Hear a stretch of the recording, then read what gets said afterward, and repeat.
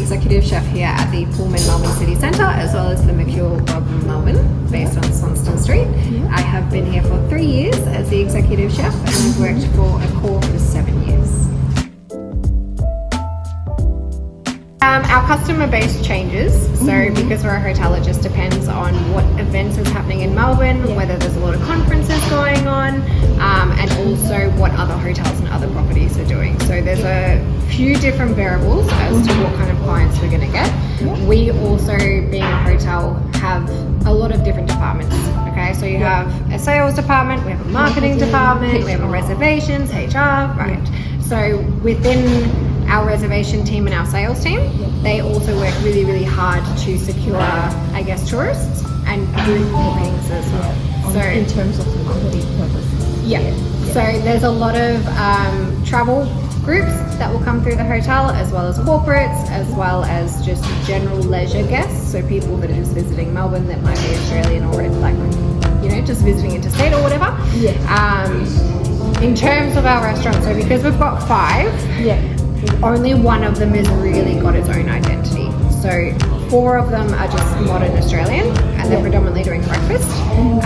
With that, it is what you would kind of find in a normal cafe around Melbourne. So we're pretty on trend. You know, you'll get your smashed over, your eggs benedict, all your kind of normal hotel classic foods, and then also some nicer bougie stuff depending on which restaurant you go to.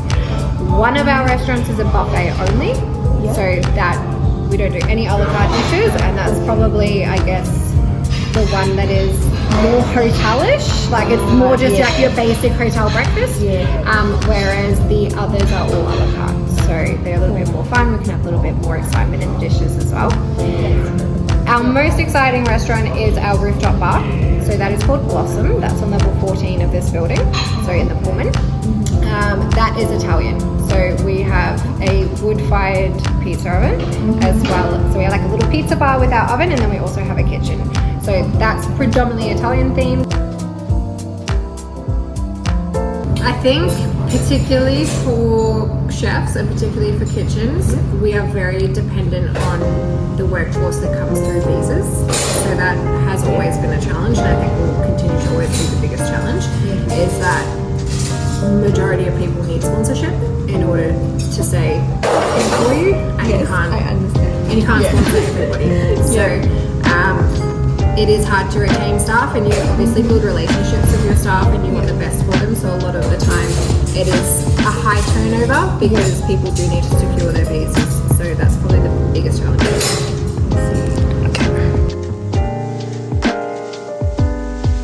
We do use a program called Tanda. It's a system in which we can get you to clock in and out for your shifts. You can do your leave, all of this kind of stuff, and then it tracks your hours so that we pay you accordingly, right? And then it also has a record. So I do this, check in and check out. Pretty much, I do this manually, and then I put it into the system, and then everybody can also see on their phones what their actual roster is. Is it like an app? Yes, So the detail in this gets a little bit more complicated. So because we'll look at this one. So because we are a hotel, I include our hotel breakfast packages as well as our hotel occupancy, because we've got 2 hotels. You can see that there's 2 there. And then I include all of the functions for the week. So the issue with most payroll systems is that they won't be able to include this much information for everybody to see. So we send this to everyone's emails as well, so they know what functions are coming, what I'm up to, what the other chefs are up to. They kind of have a bigger idea of the whole picture, because if you're just in the one kitchen all the time, you might not really realize what's happening upstairs as well. So in terms of shift timings, most of the breakfast shifts are similar timings, and in the dinner shift, it depends on what season we're in. If it's summer, we'll usually open for lunch. And then our kitchen hands are pretty much always the same, depending on, It's pretty intense. So legally, we have to send our roster with 2 weeks notice. So the way that I do my rosters is, this is this week, this is last week, because I haven't printed it yet. But the way that I do it is I'll always send week 1. So for example, this Wednesday, I'll send the confirmed roster for next week, and then the draft for the following. So every week I'm always sending out 2 weeks. 2 weeks, yeah. And one of them is a confirmed, one of them is a draft. Yeah. The reason why I do it as a draft is because things change. Yeah. So it's a little bit hard. So the idea of, I guess, the legality of us needing to send the roster is so people can plan their lives. Most people are nice though, you know. I think if you're nice to somebody, you're going to get the best from them. The only time I will get angry is if there's somebody that will continuously not listen to me. So if I've said to do something and they continuously do the wrong thing, you know, obviously that's really frustrating. But most people respond very well to feedback. I think it depends who that person is, what your relationship is to that person. You know, if they had a good night's sleep, if they've eaten today, like there's so many things that are gonna affect your human interactions, whether you're a chef, whether it's front of house, it doesn't really matter. So there's conflicts all the time. But I think as my role, I don't necessarily work directly with all of the chefs. You know, I'm not in the kitchens on the line. I manage all of them. So if there is issues, they'll come to me. And they'll be like, so and so has annoyed me today, or you know, I didn't have enough prep left, or whatever the situation is. Maybe they've left them bad prep. Short staffed is usually my problem. So it doesn't really affect anybody else. If we're short, it's up to me to fix it, or it's up to me to then fill in and actually step in and join. There's always future growth. This hotel rebranded itself completely in 2019, so this is its 6th year going into being a pool.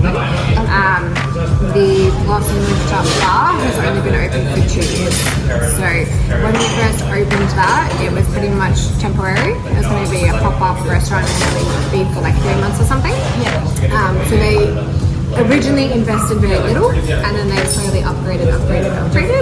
We're still upgrading. So the kitchen we only got last in November. So this new menu that I mentioned that I'm doing is only like the 3rd or 4th menu. Okay, it's just kind of created. And every time we do anything new, it's always to grow the business. It's always to attract new customers. It's always to have a different marketing angle or whatever it is. It's always to grow and be better. Hotels have a very strong mentality of continuously improving. I think restaurants would too, but every year, you know, when they're writing their budgets, it's very much, okay, how can we make this from 10 grand to 20 grand revenue? How can we exceed what we've done last year? What worked, what didn't work? So growth is, I guess, imperative to a hospitality being it's very important. So you actually sit down and think about, okay, what's there to like grow your revenue, like what's there what to can we improve on? I think is the most common kind of conversation we have. So between myself and the front of house manager, as well as our general manager and our marketing team, we'll sit down and have monthly meetings of what worked, what didn't work, what promotions are we looking at, you know, what menu items are trending, what drinks are trending. Not only do I think that I'll be successful, but I think the chefs that are coming up under me will be successful. There's always a few people that kind of just fill holes and maybe aren't necessarily in it for the passion to grow and to, you know, get to exec chef one day.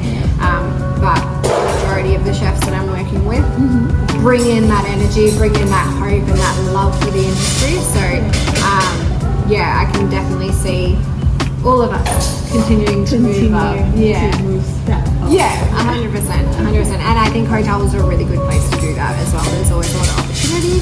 Most of the time you can transfer between hotels. So if there is other opportunities, you can kind of just do side steps up into new positions. So it is really beneficial to the junior chefs as well.